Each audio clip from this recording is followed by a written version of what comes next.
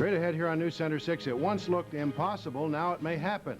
We'll tell you about the planned Israeli-Arab peace talks and find out what area Jewish leaders think about it. A dramatic new way of making diamonds could mean a big change in the value of your jewelry. Consumer 6 reporter Peter Bernard will tell us what it's all about. Plus, Dan DiNicola looks at the very unusual new movie starring two of Hollywood's hottest stars. And Neal has the weekend forecast. Looks like some of the coldest weather of the season for the weekend. Tell you more about it. And we'll tell you about the congressional hearing into an area pro-hockey team. We'll also tell you about a new program that is sure to make your child healthier. It's all up next right here on News Center 6. Stay with us.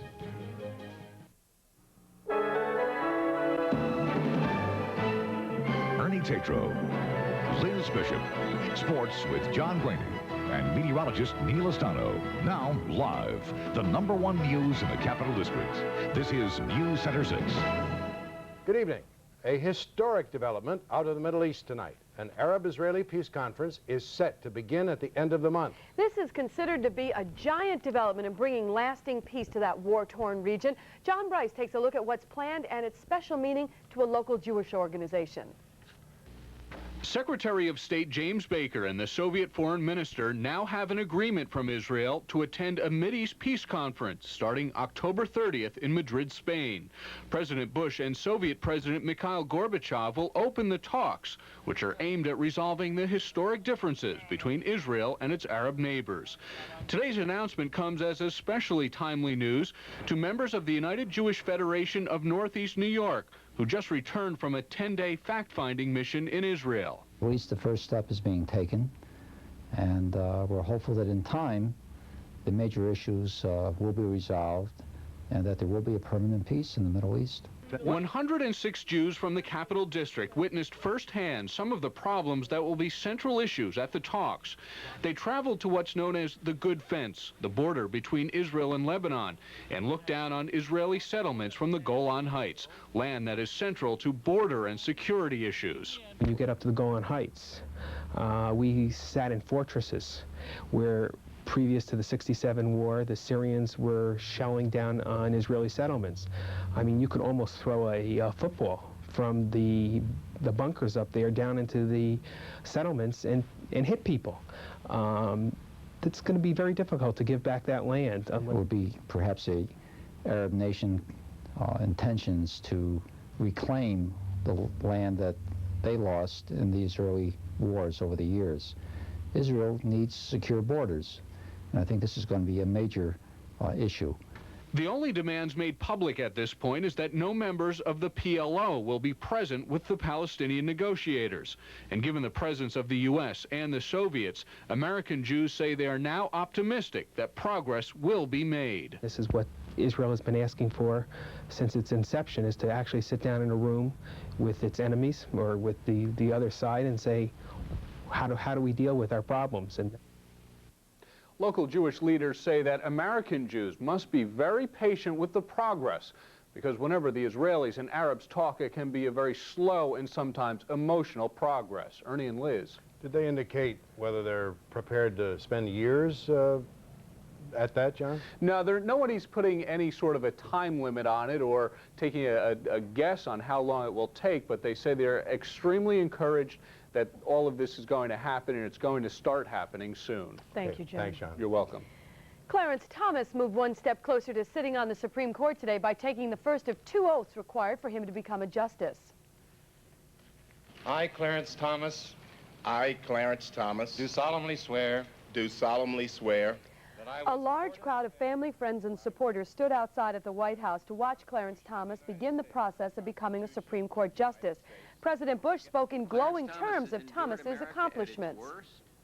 And he's answered with America at its best. He brings that hard-won experience to the High Court, and America will be the better for it. Thomas also made reference to his stormy confirmation hearings, but put it behind him as he approaches the High Court. Today, now, it is a time to move forward, a time to look for what is good in others, what is good in our country. It's a time to see what we have in common, what we share as human beings and as citizens. Thomas will take the judicial oath next week before he actually becomes a Supreme Court justice. Ernie? Well, Liz, while Thomas's congressional hearing is over, 2 top Troy officials will be getting the spotlight at another congressional hearing in Washington next week. And Ernie, this hearing involves the city's maneuvers to bring the Capital District Islanders hockey team to the RPI Fieldhouse. John Graney is here now to report that there are questions over whether Troy illegally spent federal dollars for this sports franchise. John? There'll be some testifying done this coming Monday. Troy City Manager Steve Dworsky, the city's Planning and Community Development Commissioner Ruth Pierpont, and Islander General Manager Kevin Earle will all testify Monday before congressional leaders. There are allegations that Troy misused housing and urban development block grants to lure the Islanders to the Collar City. HUD block grants are federal loans to municipalities to help out low and moderate income residents. Today, Commissioner Pierpont told News Center 6 that Troy obtained $1,600,000 from the federal agency as a loan to the Islanders. Pierpont claimed the loan was valid because the Islanders' contract to play at the RPI Fieldhouse created 24 full-time and 94 seasonal jobs. And Pierpont claims more than half of the jobs went to low and moderate income people.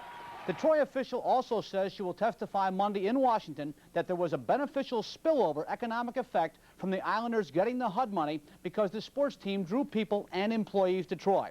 We're told Dworsky and Pierpont both plan to deny that the city used the money illegally and that the Islanders' contract fulfilled the national goals of the HUD program. By the way, 10 Islanders say that the Islanders say they have repaid that loan. And this will be in Washington next week. Yes. And we've been talking about the Islanders. They're not exactly drawing that well Drawing either. very poorly. They're last in the league in attendance, averaging less than 1,800 people per game. All right, interesting. Thank you, John. Some bleak economic news for Rensselaer County. A frustrated county executive, John Buno, today unveiled a new county spending plan that he calls a tale of 2 budgets. The county executive says the $124 million budget will mean cuts across the board for county departments, including layoffs for at least 35 county workers. Buno says while he actually cut county spending, increased spending for state programs will force an 8.5% increase in taxes. Counties will not exist in the very near future unless the state has the courage to put their money where their mouth is in terms of the programs that they feel are important. I have a choice to either raise taxes over 20% or to downsize the county government workforce. Buno says he made those massive cuts to cover a nearly $7 million gap caused by a major decrease in funding from the state. Ernie? Meanwhile, the state had a major diplomatic and economic coup today as Governor Cuomo accepted a $100,000 piece of 21st century equipment from a Japanese business concern. At the state capitol today, the governor met with the executives of Hitachi Chemical Company and announced the Japanese were giving New York a high-tech spectrophotometer. The machine is considered a one-of-a-kind technological advance used in cancer research and pollution control. The gift is in reciprocation for New York State's help in one of Hitachi's business ventures on Long Island. So far, New York is benefiting from the equivalent of $13 billion in investments from Japanese companies, producing paychecks for 50,000 New Yorkers. The man suspected in the July rape and murder of a schoolteacher on I-88 will soon be brought back to New York. 27-year-old Alex Vega, the Lansing, Michigan truck driver suspected in the rape and murder of Diane Hoppert, today waived a hearing in Michigan that could have postponed his extradition to New York. Vega was being held in Lansing on rape charges, but police in New York were told today they have 10 days now to bring him back and issue their own charges. A Niskayuna man climbed a telephone pole this afternoon, but he did it the hard way, with his car.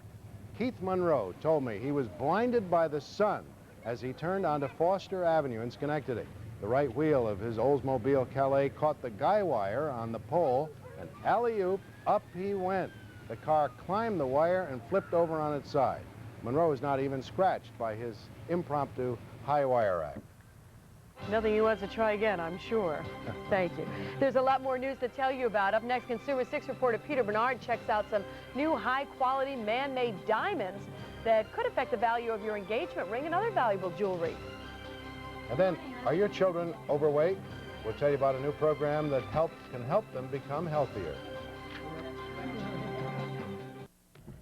Well, the people who bring good things to life are extremely excited these days about a discovery surrounding the hardest material known to man. That's right. General Electric researchers at the R&D Center in Niskayuna who've been actively experimenting with diamonds now for about 40 years, have come up with a process that promises to give Mother Nature some stiff competition. Consumer Sex reporter Peter Bernard explains what that discovery could mean to you.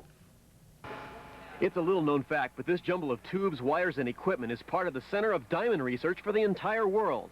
And what the GE folks have done with all this high tech is both amazing and beautiful. In the unique two-stage high and low pressure process, they've managed to make large gem-quality diamonds that are much more pure than those found in the ground. No, these aren't fake diamonds, they're the real McCoy, not the industrial-grade diamonds GE has turned out for years. Our business has a very vested interest in trying to understand diamond properties. Can we make a better abrasive? And when you sell 33 tons of diamonds a year, we are the world's leading producer of diamonds. You want to know the science behind what you're doing. It's hard to believe such a work of art can be made using natural gas to produce this black material. Dr. Thomas Anthony and Dr. Banholzer put it under pressure to produce a brilliant gem. Right now, GE says it's not cost-effective to make these stones into jewelry, and they have no plans to do so. But what if they did? I asked Victor Sanowski at Mayfair Jewelers that question. He says diamond buyers will always want natural stones. So if these were ever mass-produced, he sees no effect on prices. But he thinks these man-made diamonds could find a niche in the jewelry business. Meanwhile, the GE people are not sure exactly what these will be used for. We can make crystals that are actually better than you can get from nature. So we now have a way to make something we could never get from nature, and it allows us to do tests on it. Is this going to be harder than natural diamond? Is this like a 4-minute mile for a runner? It's equivalent to that for a scientist. Diamonds are used right now in electronics, construction, and other applications. Now that GE has made a 99.9% pure diamond in the lab, GE is hopeful the unique quality of diamonds can be applied to other uses to serve industry and science. It's real fascinating. So it's not like your cubic zirconia then? Oh, cubic zirconia is not a diamond at all. These are diamonds. Unbelievable. Yeah, it is. Thank you. Peter. Well, in news of your health tonight, federal health officials are strongly urging the elderly to get their flu shot soon. Researchers at the Center for Disease Control are putting out a warning about a flu virus that could dominate this winter's flu season. They say this particular A-type virus is bad news for older people because it can be fatal. The researchers are urging anyone over 65, residents of nursing homes, and heart and lung patients to get flu shots right away. And according to the American Academy of Pediatrics, 30% of all school-age children are overweight or obese. But 3 local groups are saying it doesn't have to be that way if kids eat properly. While this group of 4-year-olds from St. Catherine's of Siena Preschool was snacking on raisins and juice, representatives from local price choppers, the Hudson Valley Dietetic Association, and many local pediatricians announced their participation in Healthy Start. It's a national informational and educational campaign geared at helping parents make healthy food choices for their kids. Eating habits are pretty much ingrained into you early in life, and if you can promote healthy eating habits early in life, then hopefully this will carry on into their adult years as well. The year-long campaign will offer parents things like information brochures about fat content and cholesterol and nutrition newsletters, and they can be picked up at local price choppers and many doctors' offices as well. And a woman who helped educate many of your children in the arts was honored today. A plaque honoring the memory of Dr. Vivian Anderson, Albany's First Lady of the Arts, was unveiled in Albany Academy Park today. Anderson, a champion of education and the arts, worked decades for the State Education Department and was the founder and director of the Imagination Celebration, a program that just about every area school child has been involved in. Anderson died in September. Neal is in the Weather Center tonight with a promising weekend forecast. Neal? Well, promising some cool weather. We have some of the coldest weather of the season coming on down. Tell you more about it right after this.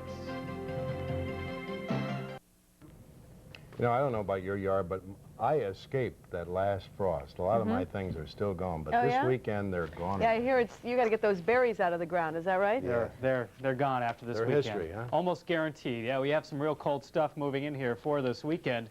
The cold air has caused temperatures to really plummet well off to our west. Tell you about that shortly.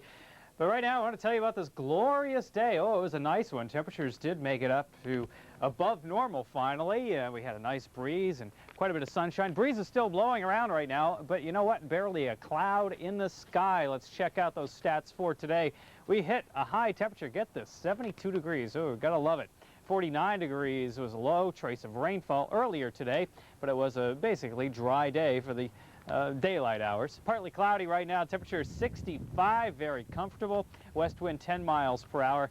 And the dew point temperature right now is 49 degrees. Relative humidity 72% or 52%, excuse me. And the pressure is rising just a bit, but that'll start to fall as a storm system moves in. Check out this photo. Here's a nice one sent in from S. Jane Williamson.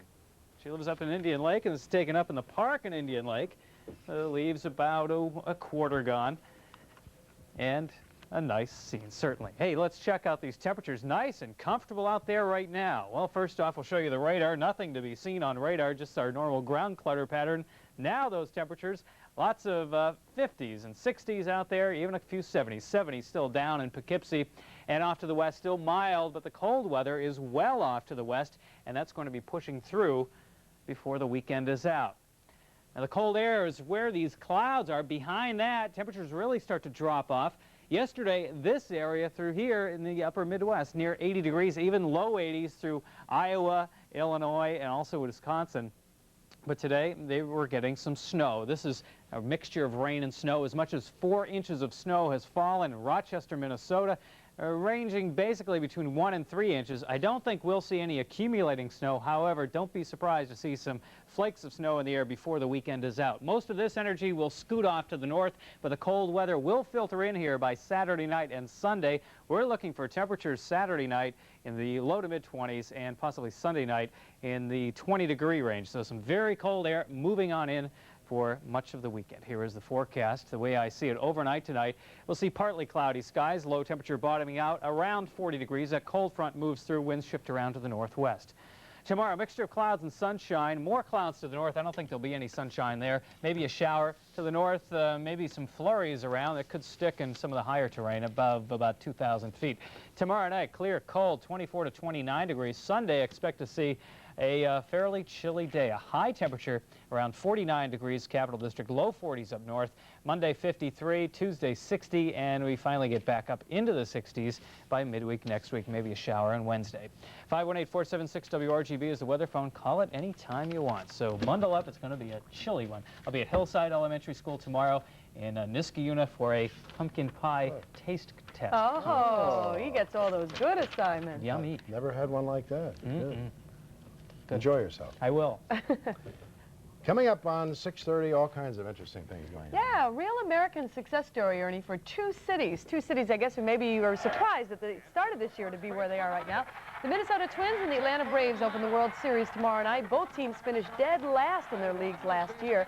Bud Michigan looks at the rags to riches combatants tonight.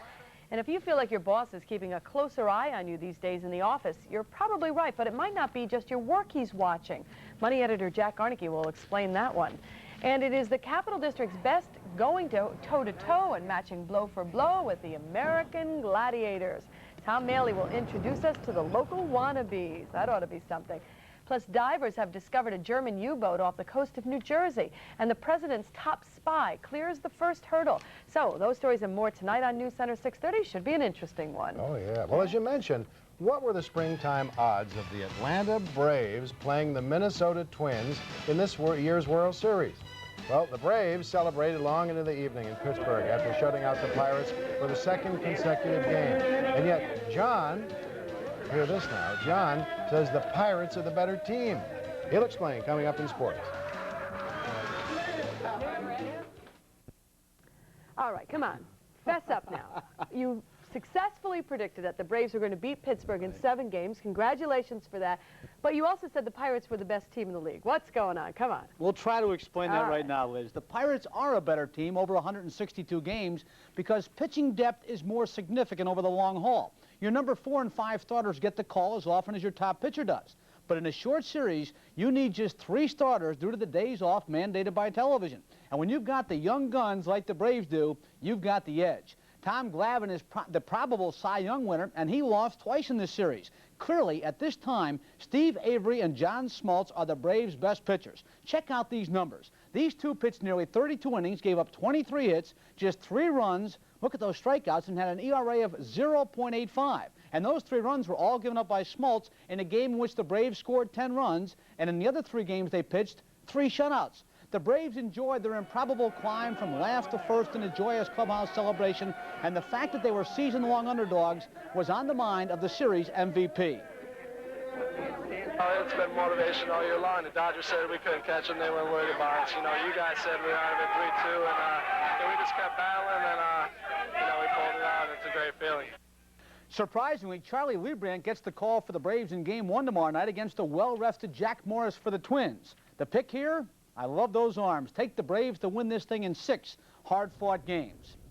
For the second time in 5 months, the Chicago Cubs have fired a manager. Jim Essian got the pink slip today after managing the team to a 59-63 record after taking over from Don Zimmer on May 22nd.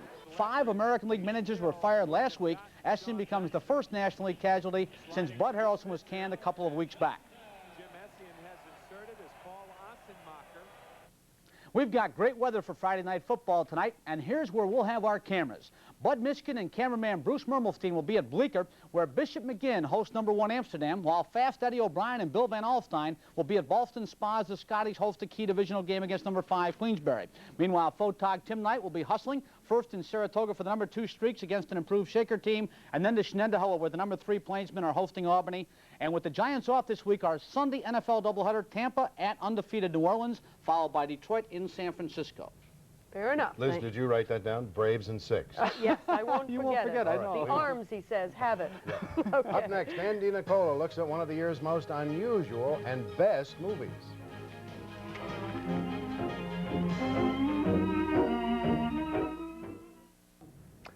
Two years ago, a young American filmmaker directed Drugstore Cowboy, a movie which made just about everybody's 10 best list. Well, today at the Spectrum, another Van Sant movie opens. In tonight's edition of DiNicola's World, Dan tells us that 2 major hunks have the movie of a lifetime. There are few original American filmmakers around. Even most of the films we like are good examples of formula movies. I'll offer to you an American original, the kind of movie which shows that despite the sameness in music, TV, and movies, there are bright young minds out there challenging us with something good and different. I just know that I've been stuck here. My Own Private Idaho is a slice of Americana. In the best role he's had yet, and probably one of the best he could ever hope for, River Phoenix stars as a homeless young man from the Northwest, a lost soul who traipses around the countryside and sells his body. Mike? I'm extremely excited. Men or women, no matter. Mike Waters, Phoenix's character, needs love. He needs to live. But he gets that love finally from a pal played by Keanu Reeves. It's been 3 years, Mike. Yeah, almost 4 years. That's a long time. The difference is that Reeves is the son of a mayor. He's an heir to a fortune who is rebelling. Now, the film follows these 2 young men as they head from Seattle to Portland to Idaho and even to Italy, where Mike is looking for his mother. That's the story. A boy in search of a home and love. Just like these salmon swimming upstream, the point director Gus Van Sant is making is that in this great, expansive, breathtaking Pacific Northwest, there are a lot of lonely people, a lot of abandoned kids left to shift for themselves, looking for something to hook onto. It's the antithesis to the American dream, but it's America, and Van Sant won't let us forget it. There's a truth here, and there's comedy. And there's a long set of scenes in which the director alludes to Shakespeare, Henry IV, Part 1. There are also shades of Oliver Twist. My Own Private Idaho is not Norman Rockwell's America, as if Norman Rockwell's America ever really existed, but it is America. My Own Private Idaho is a daring original, and Keanu Reeves and River Phoenix, idols of teenage girls, finally appear in a movie for adults. I'm Dan DiNicola. Oh, he really likes it, and it sounds perhaps a little depressing. Yes. That's News Center 6 for tonight. Thank you for being with us. We'll see you again at 11 with the Night Team Report. Stay tuned now for News Center 6:30.